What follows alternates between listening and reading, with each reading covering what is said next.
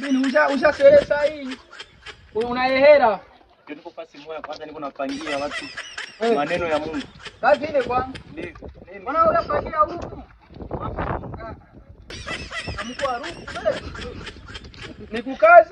Zile somba walizimwanga za unipatia madadu. Alisema somba hizo sasa vikwenda hizi jamu kinywani. Walizimwanga. Ukayalala. Mimi nifanye nini? Mimi nakwambia mkona shida mnasikia kwa watu. Sasa mnaelewa myepiga ni chakula tu mzambani mzinabashia moto. Mzina Mungu anapana misaada na sombe za koroga watu mtu. Alizimwanga zile sombe. Mtu wa Mungu na mimi naishi kwa neno la Mungu. Neno la Bwana linasema katika kitabu cha Wakorintho mstari wake wa 7. Wakorintho 7 ni hivi. Nikwambie tenda mema ujiendee. Ujiendee hivi na walimwanga kukiala na bata zilokopa kula zile sombe. Hapo bata ndio chakula nani? Sombe. Bata zinashinda sikula sombe ziko kialala. Na zilikuliwa na watu wa mmoja. Kwa madabilo kwa na sheria hata vile. Mimi mchamba mkoshi mimi kwa sheria.